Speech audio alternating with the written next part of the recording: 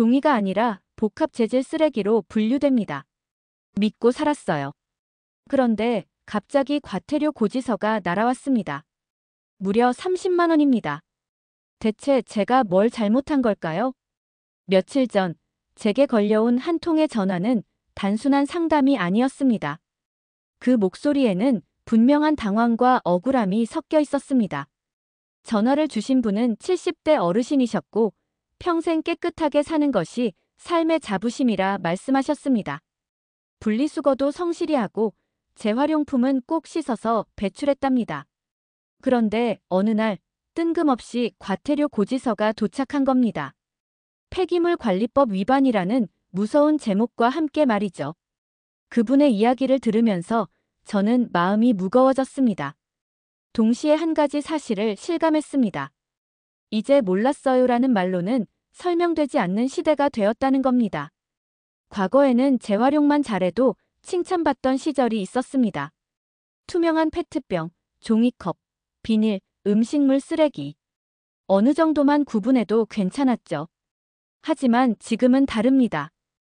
규정은 매우 세분화되어 있고 함정처럼 숨어있는 규칙도 많습니다. 고의가 아니어도 모르고 버린 것조차 이제는 벌금의 대상이 되는 세상입니다. 그 어르신도 그랬습니다. 이건 당연히 음식물 쓰레기겠지 하고 버렸던 몇 가지가 알고 보니 일반 쓰레기였고 일부는 재활용 금지 품목이었습니다. 본인은 분리수거를 정말 잘하고 있다고 믿었는데 규정은 어느새 바뀌어 있었습니다. 그분의 마지막 말이 아직도 마음에 남습니다. 내가 뭘 그렇게 잘못했다고 벌을 받아야 하나요? 이렇게 열심히 살아온 나 같은 사람도 당할 줄은 몰랐네요. 이 일이 제 마음을 크게 흔든 이유는 단순히 한 사람의 억울함 때문이 아닙니다. 지금 이 순간에도 수많은 분들이 자신이 잘하고 있다고 믿는 행동 때문에 벌금을 받고 있다는 사실 때문입니다. 그리고 그 대부분은 시니어 세대입니다. 이제는 단순히 환경보호의 문제가 아닙니다. 생활의 룰이 바뀌었고 누구도 손해보지 않도록 알려야 할 책임이 생긴 시대입니다. 이 오디오북은 그런 현실에서 출발합니다. 나는 잘 버렸다고 믿었어요 라는 말이 더 이상 통하지 않는 지금 우리가 반드시 알고 있어야 할 쓰레기 분리배출의 진실과 함정들을 하나하나 짚어보겠습니다. 그날 전화를 주셨던 어르신의 마지막 말. 내가 뭐 그렇게 잘못했나요? 이 말은 단순한 탄식이 아닙니다. 많은 분들이 비슷한 말을 하십니다. 자신은 늘 열심히 분리수거했다고 생각했는데 느닷없이 과태료라는 무거운 책임이 돌아온 거죠. 문제는 이분들이 게으르거나 무책임한 게 아닙니다. 대부분은 너무나 교묘하고 알기 힘든 분리배출의 함정에 걸려든 것뿐입니다. 예를 들어 계란 껍데기. 아직도 많은 분들이 음식물 쓰레기라고 믿고 계십니다. 하지만 계란 껍데기는 일반 쓰레기입니다. 왜냐하면 동물성 폐기물로 분류되지 않기 때문입니다. 비슷하게 땅콩, 빰, 호두 껍질도 전부 일반 쓰레기입니다. 단단해서 음식물로 처리되지 않기 때문이죠. 또 하나의 대표적인 예가 바로 국물 묻은 종이컵입니다. 국이나 커피를 마신 종이컵은 종이 재질이라도 재활용이 어렵습니다. 안쪽이 방수 처리되어 있기 때문입니다. 이런 건 실제로 관련 교육을 받지 않으면 모를 수밖에 없습니다. 그런데도 벌금은 모르는 사람에게 가장 먼저 날아옵니다.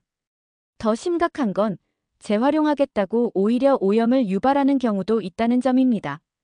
플라스틱 용기를 씻지도 않고 배출하거나 종이와 비닐을 섞어버리면 전체가 다 폐기물이 되어버립니다.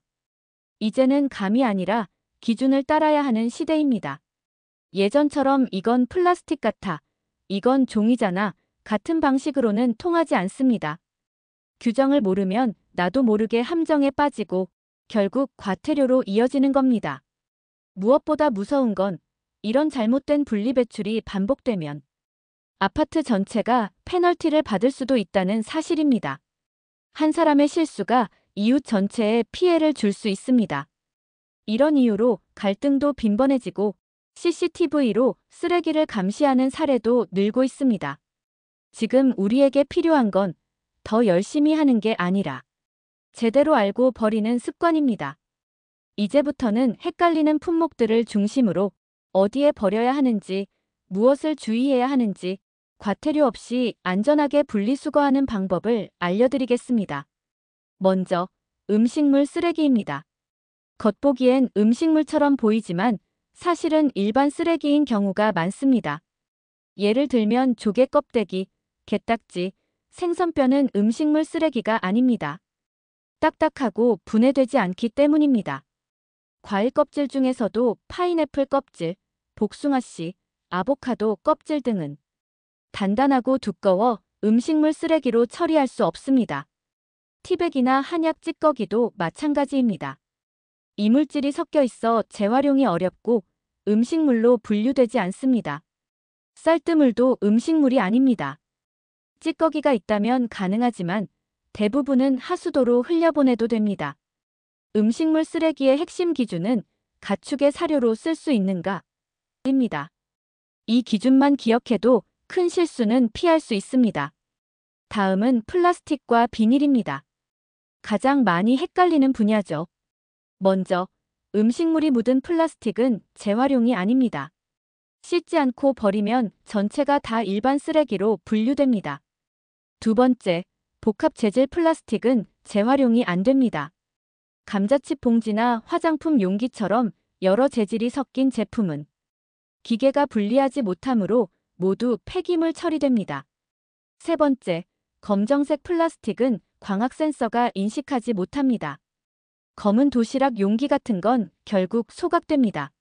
네 번째, 페트병에 붙은 라벨이 접착식이라면 꼭 제거해야 합니다.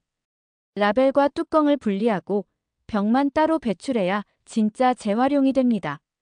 플라스틱을 분류할 때 중요한 기준은 재질이 하나인가, 깨끗한가, 기계가 분리할 수 있는 구조인가, 입니다. 종이도 마찬가지입니다. 겉보기엔 종이처럼 보여도 안쪽에 비닐이 붙어 있거나 코팅되어 있다면 재활용이 어렵습니다. 이에 종이컵, 코팅된 카탈로그, 금박 포장지, 기름 묻은 키친타월 모두 일반 쓰레기입니다. 종이 분류의 핵심은 물에 녹는 순수한 종이인가? 입니다. 이 기준을 기억하세요. 이제는 캔, 유리병, 병뚜껑입니다. 캔은 반드시 내용물을 비우고 찌그러뜨려야 합니다. 남은 액체 때문에 폭발 사고가 날 수 있습니다. 부탄가스, 살충제, 헤어스프레이 같은 에어로졸 제품은 일반 쓰레기가 아니라 위험 폐기물입니다. 지자체 지정 수거함에 따로 버려야 합니다. 유리병은 깨지지 않은 상태로 배출하고 깨진 유리는 신문지에 감싸서 일반 쓰레기로 버려야 안전합니다. 병뚜껑도 종류별로 다릅니다.